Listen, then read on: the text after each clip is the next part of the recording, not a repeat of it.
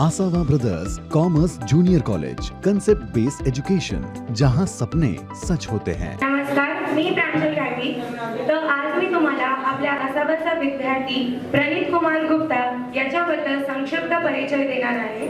तर तुम्ही ते लक्ष वेधून ऐकावे ही माझी नम्र विनंती। प्रणित हा जन्मापासूनच दृष्टिहीन आहे।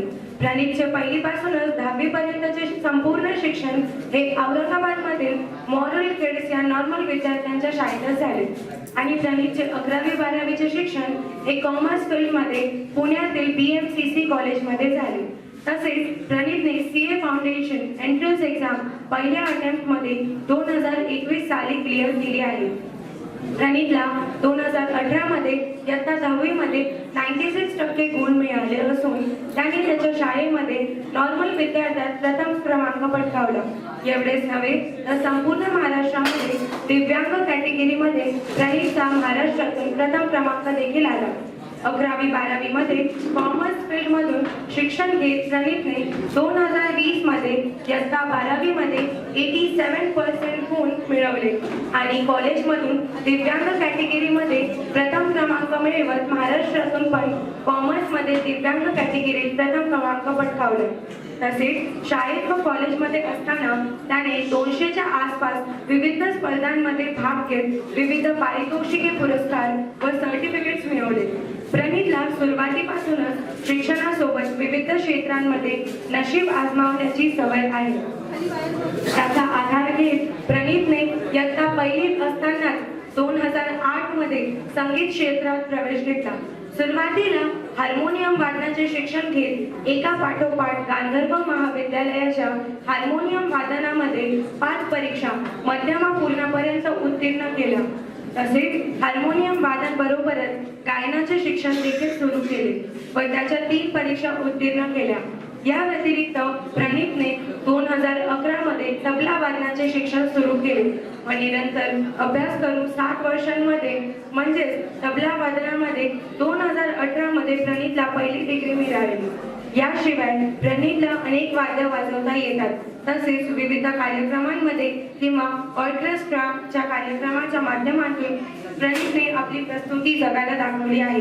एक विशेष गोष्ट 2019 मध्ये तबला वादनामध्ये प्रणितला बालश्री राष्ट्रपती पुरस्कार घोषित झाला आहे।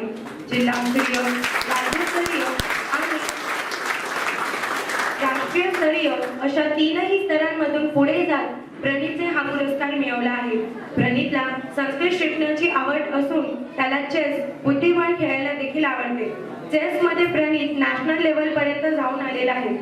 प्रणितला जगावेगळा प्राणी का म्हटले जाते? शालेय शिक्षणाबरोबरच 2012 मध्ये प्रणितने मॅथमॅटिक्सच्या UCMAS अबॅकसच्या क्लासमध्ये प्रवेश घेतला। 2014 मध्ये दिल्ली येथे झालेल्या राष्ट्रीय स्पर्धेमध्ये प्रणितला दिव्यांग दृष्टिहीन असल्यामुळे प्रवेश नाकारण्यात आला। तरीही प्रणितने त्या स्पर्धेमध्ये 20 ते 25 हजार लोकांसमोर गणिताचे लाईव्ह डेमॉन्स्ट्रेशन क्षणार्धात करून दाखवले। त्यानंतर 2015 मध्ये दिल्लीमध्ये पहिल्यांदा झालेल्या अबॅकसच्या आंतरराष्ट्रीय स्पर्धेमध्ये प्रणितला प्रवेश मिळाला। त्यावेळेस या स्पर्धेमध्ये प्रणितने 56 देशातील 5000 नॉर्मल विद्यार्थ्यांना मात देत दिव्यांग असून पण 20 वर्षांमध्ये भारताला पहिल्यांदाच विश्वविजेतेपद वर्ल्ड चॅम्पियन अवॉर्ड मिळवून दिला।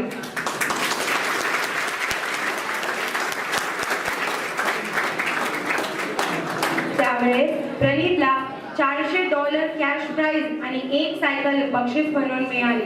त्यानंतर मागे वळून न पाहता प्रणितने 2016 मध्ये दुबई येथे झालेल्या 21व्या अबॅकसच्या आंतरराष्ट्रीय स्पर्धेत भारताचे प्रतिनिधित्व करत शोभला देशातील 5500 नॉर्मल विद्यार्थ्यांना मात देत पुन्हा एकदा वर्ल्ड चॅम्पियनचा अवॉर्ड भारताला मिळवून दिला।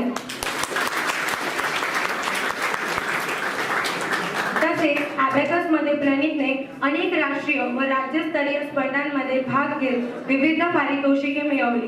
प्रणित बद्दल एक विशेष गोष्ट या ठिकाणी नमूद करायला आवडते, ती म्हणजे अबॅकस मध्ये प्रणितच्या यशाचा प्रवास हा जिल्हास्तरीय, राज्यस्तरीय, राष्ट्रीय स्तरीय आणि आंतरराष्ट्रीय स्तरीय अशा स्वरूपात न होता उलट्या स्वरूपात झाला. म्हणजे प्रणीतने आधी आंतरराष्ट्रीय पुरस्कार जिंकला, त्यानंतर राष्ट्रीय, त्यानंतर राज्यस्तरीय पारितोषिके जिंकली.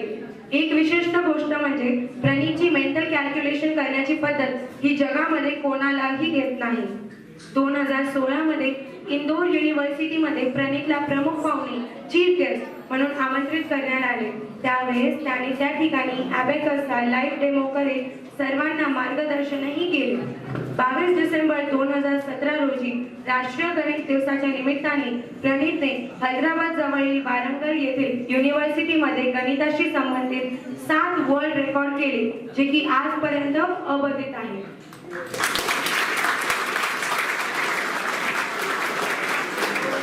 या ठिकाणी त्याला मुख्य कार्यक्रमात चीफ गेस्ट म्हणून आमंत्रित केले गेले व India's got talents math genius award 2017 ने सन्मानित करण्यात आले.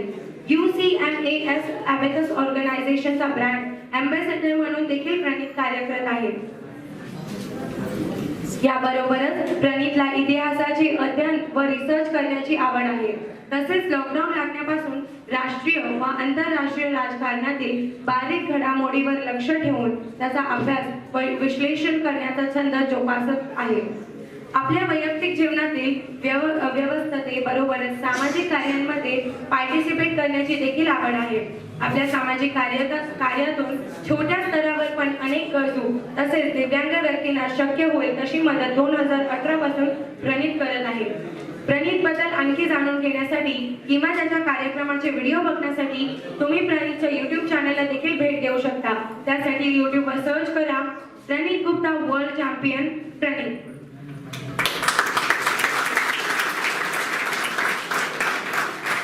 पुढच्या वाटचालीसाठी मी श्वेता मॅमला माहिती देते.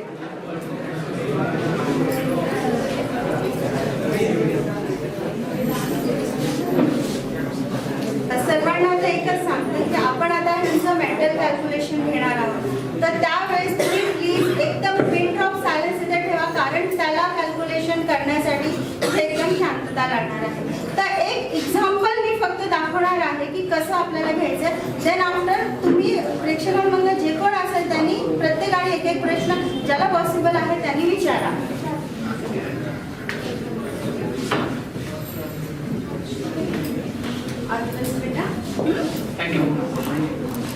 Start. Please pen drop silence. अगर आपके पास फोन है, आप वो कैलकुलेशन आपके मोबाइल पे भी कैलकुलेटर ऑन करके साथ में करिए, ताकि हमें भी ध्यान में आएगा कि हाउ मच इज हैविंग टैलेंट. 4 3 6 1. अभी आप कैलकुलेशन एडिशन, अभी हम यहाँ पे एडिशन करेंगे. एडिशन करेंगे. Okay. 4 3 6 1 plus 2 3 4 5 plus 6 8 9 2 plus 7 3 2 8 is equal to. Answer is 20,926. Is it correct?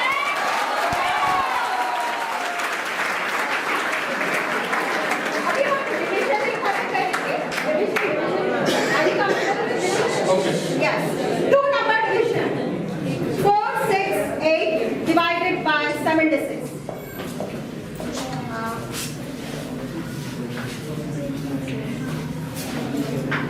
6.15.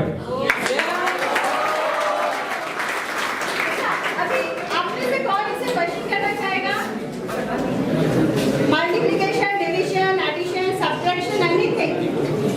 Actually मेरा मैथ्स में डब्बा गुल है. So anyone from the audience please come here on the stage. चलें सर. Sir please. और वन मोर थिंग, इसके mummy का और इसके पूरे फैमिली को दिल से सलाम जो इसके लिए इतना एफर्ट कर रहे हैं.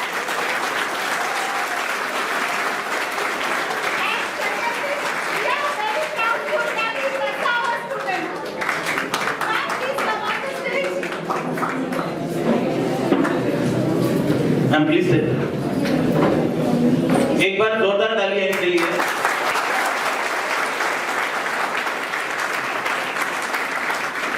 एक्चुअली जब ये आया था, प्रणीत आया था, तब मुझे भी पता नहीं था कि प्रणीत में मतलब इतनी इतनी क्वालिटी है, मुझे भी आज ही मालूम पड़ा कि प्रणीत में इतनी क्वालिटी है बोल के।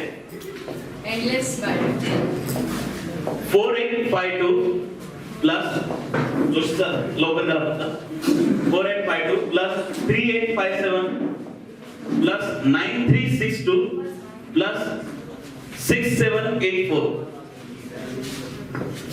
Answer is 24,855.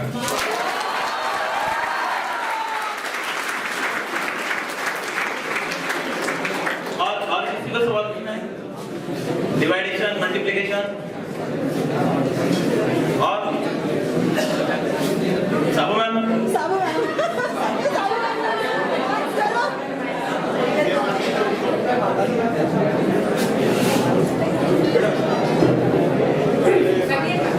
मल्टीप्लिकेशन है। Yes. Okay 9382 into 4568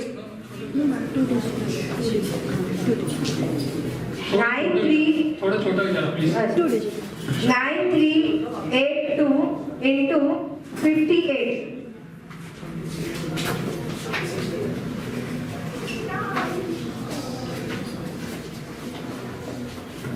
544156। बोले सर। बोलो sir maths no no sir please come on maths teachers sir stage पे सर स्टेज पे प्लीज कितने डिजिट कर सकते बेटा? 6 digit 60 डिजिट 2 माइक पास और वन एक एक डिजिट बोलो। 4 5 3 1 7 minus 2 1 6 3 8 minus 2 4 1 5 1। Answer is minus 472. Very good बेटा।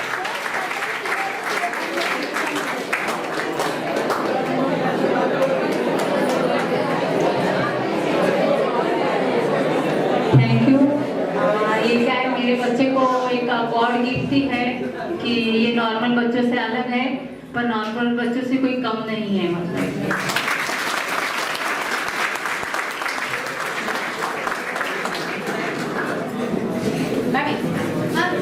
Ma'am, just a minute.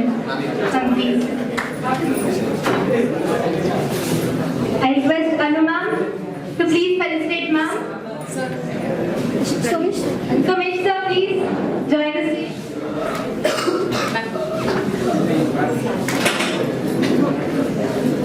excuse me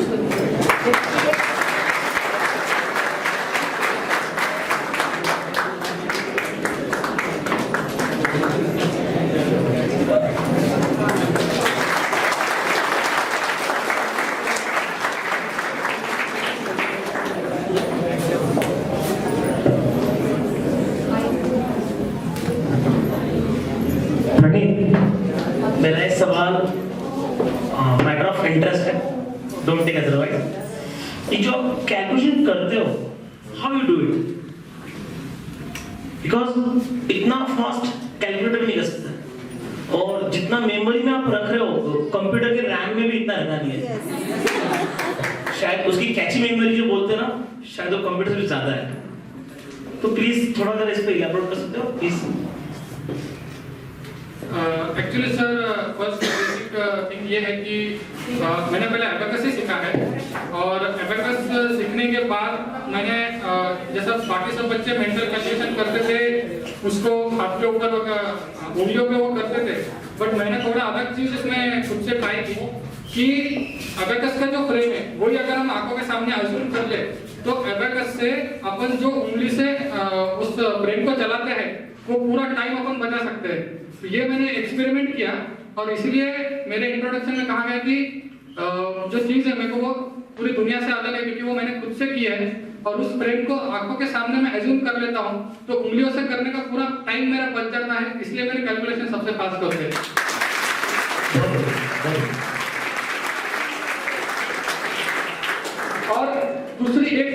important बताओ, मेरे को दिखता नहीं है, इसलिए मेरा पूरा कंसंट्रेशन आप जब सम डिक्टेट करते हो तो उसके ऊपर ही होता है। अगर आप लोगों को दिखता है तो आप लोग ये करते हो कि थोड़ा इधर देखेंगे, थोड़ा उसको देखेंगे, कौन आ रहा है कौन जा रहा है, उसके तरफ आप लोग ध्यान देते हो, लेकिन मेरा पूरा कंसंट्रेशन उसके ऊपर जाता है, इसलिए मेरे कैलकुलेशन सबसे फास्ट होते हैं। बहुत बढ़िया। I can understand addition, subtraction, multiplication, division. But what about square root and all that? Or squares? Sir मुझे 100 तक स्क्वायर आते हैं और 1 लाख तक आराम से टेबल बोल सकता हूँ मैं, कोई भी बोलेंगे। Okay, great, very nice. Thank you, thank you.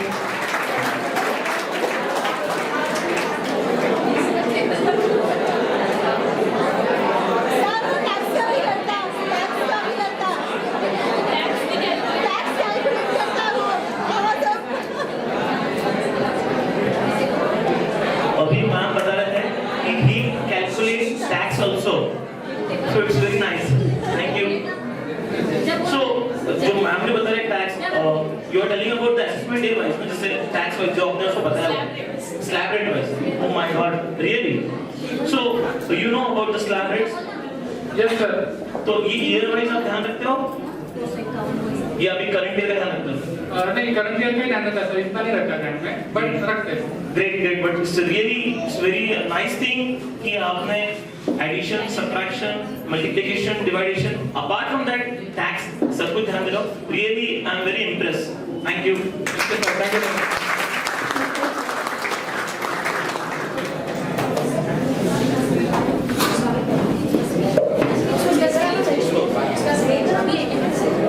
Speech है अभी उसका, स्पीच है।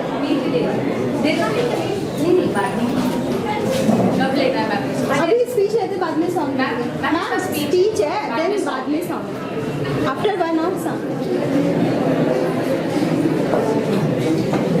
लिसन, स्टार्ट। तर सर्वांना नमस्कार। ज्यांच्या निमित्ताने आज आपण या ठिकाणी जमलो आहोत ते सर्व सन्माननीय शिक्षक वर्ग, माझ्या पूर्वी ज्यांची या ठिकाणी नावं घेतली गेली ते सर्व मान्यवर, या ठिकाणी जमलेल्या माझ्या सर्व बंधूंनो आणि त्यांच्या भगिनींना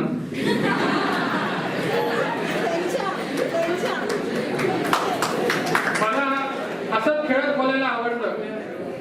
बरेच लोक येऊन प्रवचन करतात आणि आपल्यापैकी सर्वजण प्रेक्षक इन्क्लुडिंग मी झोपून जातात आणि शेवटी फॉर्मॅलिटी म्हणून जे जागे असतात ते टाळ्या वाजवतात, पण कुणाच्याही डोक्यात काही जात नाही।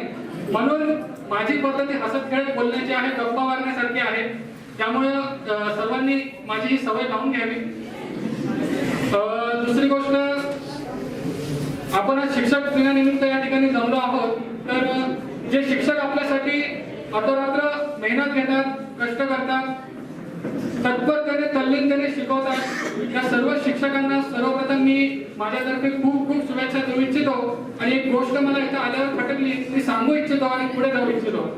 पहिली गोष्ट, मी आलो, कार्यक्रमात बसलो, कार्यक्रम सुरू झाला, त्यानंतर लक्ष देऊ नका बरं एकदा, कार्यक्रम सुरू झाल्यावर काही शिक्षकांसाठी हळू टाळ्या वाजल्या आणि काही शिक्षकांसाठी जोरदार वाजल्या, ते मला पटलं नाही। एकदा सर्वांनी जोरदार सर्व शिक्षकांसाठी टाळ्या वाजल्या।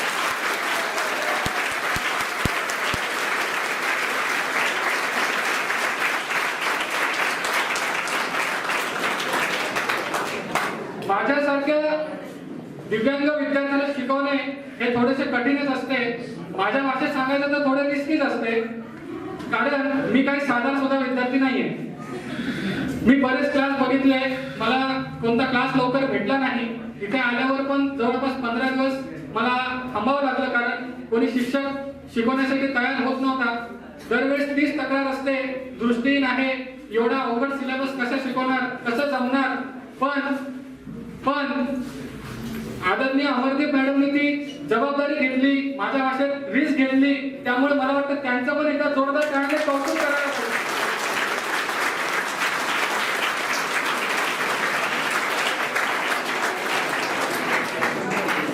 मित्रांनो, जास्त वेळ घेणार नाही, काही 2-4 गोष्टी तुम्हाला सर्वांना शेअर करायच्या आहे।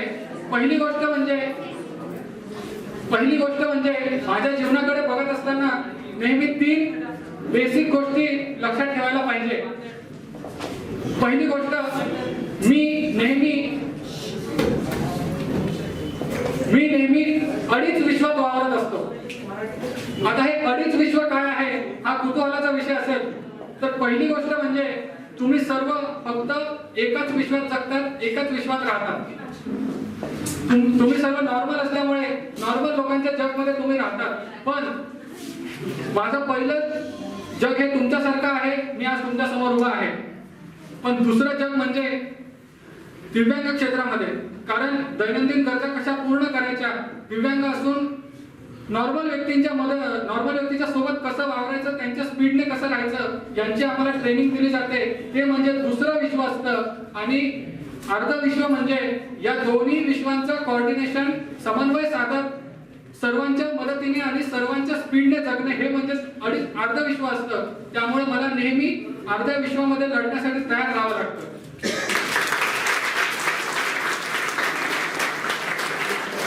दुसरी गोष्ट म्हणजे माझं जीवन हे टाइम मशीन सारखं आहे. एक टाइम टेबल माझा बनलेला असतो पूर्ण दिवसभराचा आणि तो कमीत कमी 70-75% फॉलो व्हायलाच पाहिजे ही मी माझी स्वतःची शिस्त लावलेली आहे. आणि ज्या दिवसापासून मी लावलं त्या दिवसापासून माझं पूर्ण जीवनचरित्र बदललेलं आहे. आणि आज माझा जो काही परिचय तुम्ही ऐकत आहात त्याचा पूर्ण बेस म्हणजे माझं टाइम टेबलने बांधलेलं जीवन आहे. आणि मित्रांनो, तिसरी आणि महत्वाची गोष्ट म्हणजे 2018 पर्यंत 10वी होत असतानाच माझे 10वी सोबतच इतर 2 क्षेत्रांचा बेस पक्का झालेला होता. पहिलं म्हणजे म्युझिक, जे तुम्ही परिचयात ऐकलेलंच आहे. आणि दुसरं म्हणजे ॲबॅकसचं क्षेत्र. कारण ॲबॅकसची डिग्री पण मला त्यावेळेस भेटलेली होती. 10वी होत असताना इतर 2 क्षेत्र प्रिपेअर झालेले होते. आणि मला वाटतं की हीच एक इफेक्टिव्ह प्लॅनिंग जर केली तर आपण किती चांगलं पुढे जाऊ शकतो आणि किती चांगलं जगू शकतो हे मी माझ्यापुरतं ठरवलं आणि म्हणून मला ते शक्य झालं. मित्रांनो, एक एक्सपिरियन्स तुमच्यासोबत शेअर करतो. 10वी मध्ये असताना घरातलं वातावरण कसं असतं, 10वी सगळे परेशान करत असतात.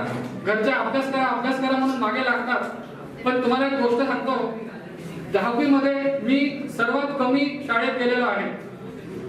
सर्वात जास्त अब्सेंटी माझी 10वी मध्ये लावलेली आहे. पण मी शिक्षकांना कमेंट केली होती की मी पहिल्या 3 विद्यार्थ्यांमध्ये येऊन दाखवेल. तर मित्रांनो, त्याचा राज असा होता की मी फक्त सकाळी 7 ते 11 4 तास अभ्यास करायचो आणि त्याच्यानंतर दिवसभर पुस्तकाकडे उघडून पण नाही बघायचो. पण मग मी काय करायचो तर मित्रांनो, 17-18 हे वर्ष माझ्या जीवनातलं सर्वात व्यस्त वर्ष होतं. कारण त्याच वर्षी नोव्हेंबर-डिसेंबर मध्ये मी तबल्याची विशारद पूर्ण परीक्षा उत्तीर्ण केली. डिग्रीची परीक्षा होती. त्यासोबतच वर्ल्ड रेकॉर्डचा जो माझा परिचय तुम्ही ऐकला तेही मी त्याच वर्षी केलं. आणि 10वीच्या परीक्षेनंतर लगेच मला दुसऱ्या दिवशी दिल्लीला जायचं होतं. कारण राष्ट्रपती पुरस्काराची पण नॅशनल लेवल आलेली होती. आणि हे सर्व मी 10वी सोबत मॅनेज केलं. ते म्हणजे फक्त एका गोष्टीमुळे, कारण माझा टाइम टेबल बांधलेला होता सकाळी 5:30 ते रात्री 10:30 पर्यंत.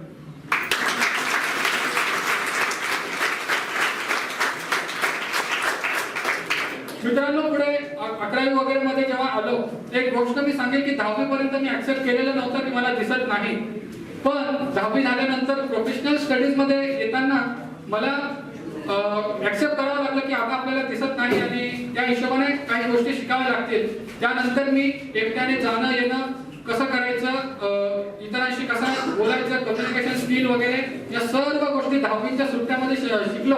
आणि त्यानंतर 11वीला मी पुण्याला ऍडमिशन घेतलं. मित्रांनो, सांगताना खूप आनंद होतो की फक्त 2दा माझे आई वडील मला सोडायला आले. त्यानंतर मागच्या 3 वर्षापासून आई वडील माझ्यासोबत बाहेर कुठेही आलेले नाही. मी एकटा पुणे, मुंबई, नाशिक, नागपूर कुठेही जाऊ शकतो.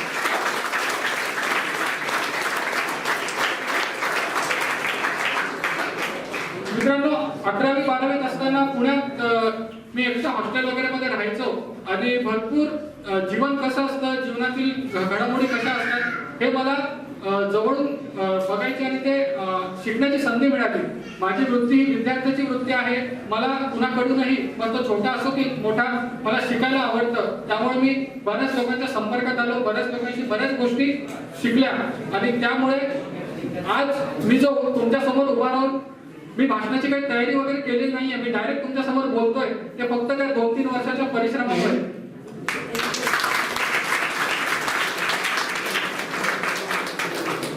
एक इंटरेस्टिंग गोष्ट तुम्हाला सांगतो. 12वीत असताना मला रायटर परीक्षेसाठी लागतो आणि फॉर्म जेव्हा भरायची वेळ आली तेव्हा कॉलेजने काही चुका केल्या आणि त्यांच्या चुकीमुळे त्यांनी आता सांगितलं की हे आम्हाला बरोबर काही करता येणार नाही. आणि त्यावेळेस माझी 2 वर्षाच्या परिश्रमाची खरी परीक्षा होती आणि मी स्वतः सगळ्या गोष्टी हातात घेतल्या. कॉलेजच्या एकदम टीचरांशी कोऑर्डिनेट केलं आणि बोर्डामध्ये स्वतः मी एकटा चक्रा वगैरे मारायला लागलो, सर्वांशी बोलायला लागलो. तरी देखील माझी एक वृत्ती आहे की मी स्पष्ट बोलतो, जे पटत नाही ते डायरेक्ट सांगतो. त्यामुळे बोर्डाच्या काही अधिकाऱ्यांशी माझे खटके उडाले आणि 10 दिवसानंतर मी जेव्हा परत गेलो तेव्हा त्यांनी खाली सांगून ठेवलेलं होतं की या व्यक्तीला आतमध्ये घुसू द्यायचं नाही. आणि म्हणून मला खालच्या लोकांनी सांगितलं की आतमध्ये कोणी नाहीये. पण एक काका तिथे होते आणि त्यांना माझा हजर जबाबीपणा आवडला होता, म्हणून त्यांनी मला गपचूप येऊन सांगितलं की सगळे आतमध्ये आहे आणि तुला घुसू देत नाहीये. Me person with disability act 2016 वाचलेला होता आणि त्यातून मला माहिती होतं की वेळ आली तर पोलीस कारवाई कशी करायची. आणि मी लगेच गुगलवरून नंबर काढून, एकटाच होतो मी तिथे, गुगलवरून नंबर काढून मी शिवाजीनगरच्या पोलीस ठाण्यात फोन केला. त्यांना ऍक्ट माझ्या फोनमध्येच होता PDF, त्यांना मी ते स्क्रीनशॉट शेअर केले आणि 10 मिनिटात 5-6 पोलीस बोलवले आणि बोर्डामध्ये घुसलो. आणि त्यावेळेस आपली ताकद बोर्डाला कळाली की मी कोण आहे.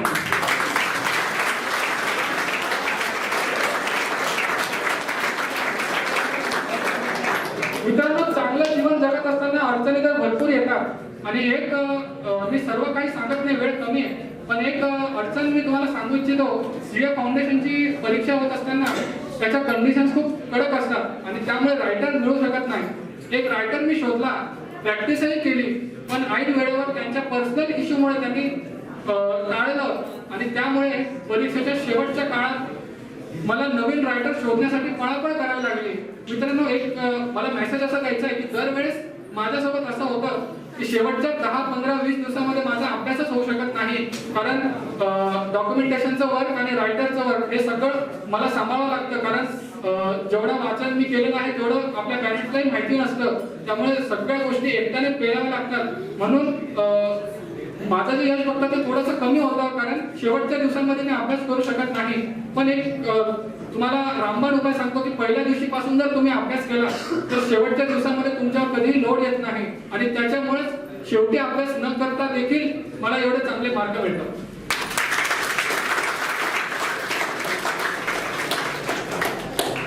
मित्रांनो, आज थोडी वेळ कमी आहे, भरपूर आपल्याशी बोलायचं आहे. आता तर मी आपल्यासोबत जुळलो आहे, त्यामुळे पुढील कार्यक्रमात आपली भेट होणारच आहे आणि भरपूर माझे किस्से मी तुम्हाला ऐकवेल. अजून तर मी 10% माझ्याबद्दल काही बोललो नाही, पण जाता जाता एक गोष्ट तुम्हाला सर्वांना सांगतो, ती म्हणजे अशी की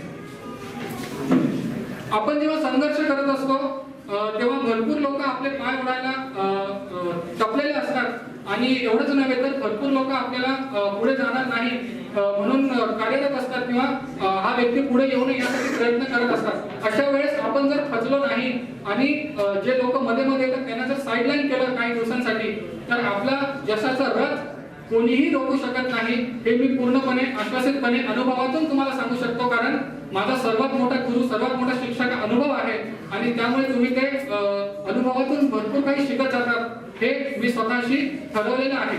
दुसरी गोष्ट मित्रांनो, माझी कशी पद्धत आहे की मी जो संघर्ष केला, मला ज्या ज्या अडचणी आल्या त्या इतरांना येऊ नये म्हणून मी 11वी गेल्यापासून एक कार्यक्रम सुरू केला की आपल्याला जो कोणी मदतीसाठी येईल त्याला पूर्णपणे आणि संपूर्ण माहिती देऊनच मदत करायची, जेणेकरून आपल्याला सामाजिक कार्य करायचं पण सॅटिस्फॅक्शन मिळतं आणि आपण भरपूर काही करू शकतो. तर तुमच्याकडून एक छोटीशी अपेक्षा करेन, तुमचा एक लहान मित्र म्हणून, की जमण्यास तुम्ही आमच्यासारखे दिव्यांग असो किंवा अनाथ आश्रमातील मुलं असो किंवा वयोवृद्ध व्यक्ती असो, यांना जमेल तिथे तुम्ही मदत करू शकता. आमच्यासारख्यांना रीडर आणि रायटर म्हणून तुम्ही मदत करू शकता. तुम्हाला पुस्तक वगैरे सर्व दिली जातात, फक्त तुम्हाला ते रेकॉर्डिंग किंवा रायटर म्हणून गेले असताना पेपर लिहून द्यावा लागतो. तर हे सर्व तुम्ही कराल ही छोटीशी अपेक्षा तुमच्या सर्वांकडनं करतो. आणि एक किस्सा मी तुम्हाला जाता जाता सांगतो. मला इथे आल्यावर बरेच लोक विचारतात की असावा ब्रदरचा कॉन्टॅक्ट कुठून मिळाला आणि कसा आलो. तर एक गोष्ट तुम्हाला मी सांगेन,